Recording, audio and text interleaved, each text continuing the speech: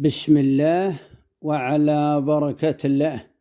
رأيي الخاص أن قبيلتنا العزيزة قبيلة عتيبة أنها أكثر شعراء في الشعر النبطي في الجزيرة العربية، ولو استعرض على مر السنوات بدون قصور فحد، من بديوي الوقداني إلى الشيخ تركي بن حميد إلى بندر بن سرور إلى خلف بن هذال.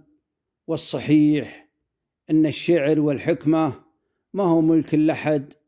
يقول الشيخ تركي بن حميد، يقول خير منها ركعتين بلا سحارة، اللي طاب نوم اللي حياته خسارة.